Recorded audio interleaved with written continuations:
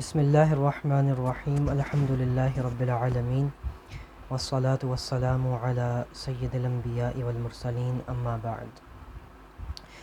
الحمد للہ ہم اللہ کی توفیق سے اس کتاب سنن نسائی کا مطالعہ کر رہے ہیں،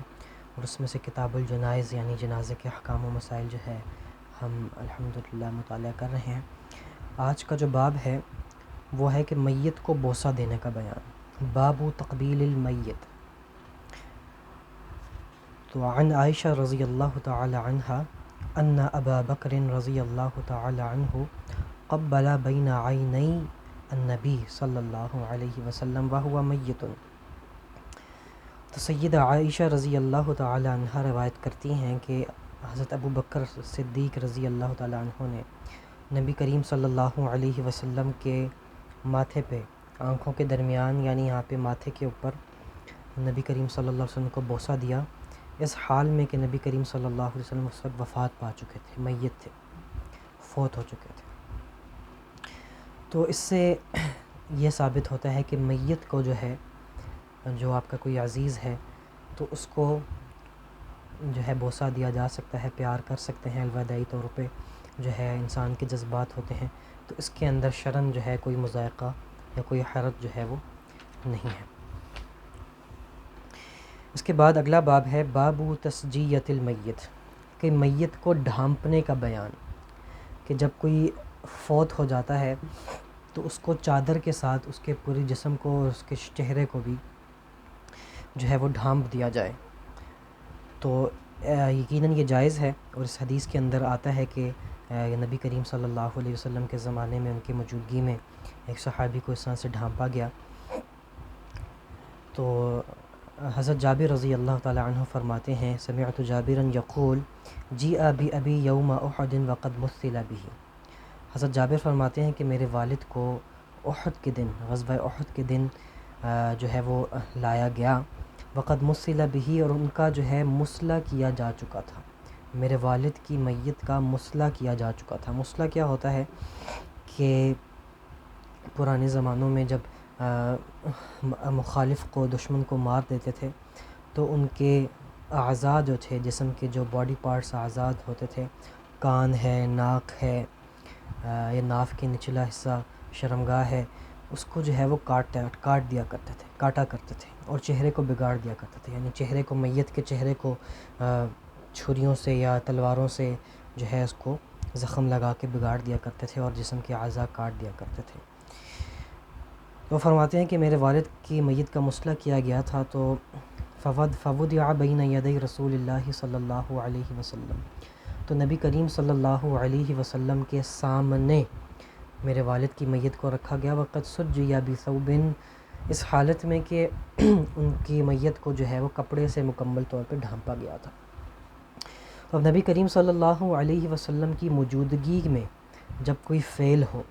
نبی کریم صلی اللہ علیہ وسلم کی موجودگی میں جب کوئی فعل ہو اور نبی علیہ السلام اس کے اوپر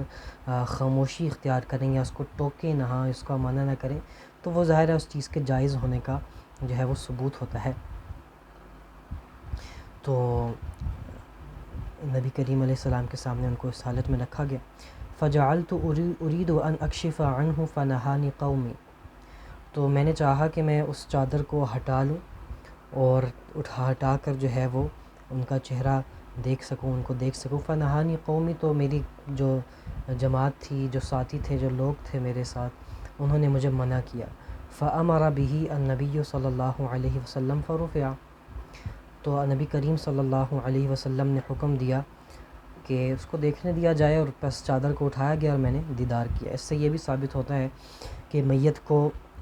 جب ڈھانپا جائے تو کوئی بھی قریبی عزیز و اقارب جو ہیں وہ اگر آتے ہیں اور وہ دیدار کرنا چاہتے ہیں، وہ دیکھنا چاہتے ہیں میت کو آخری بار، تو ان کو روکا نہ جائے بلکہ دیکھنے دیا جائے۔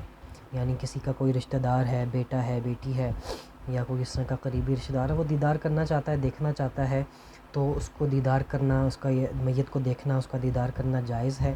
اور اس کے اندر کوئی حرج نہیں، اور اس کو روکنا بھی نہیں چاہیے۔ فلما رفع سمع صوت باکیات، تو جب میت کو اٹھایا گیا تو نبی کریم صلی اللہ علیہ وسلم نے ایک رونے والی کی آواز سنی، سمع صوت باقیات،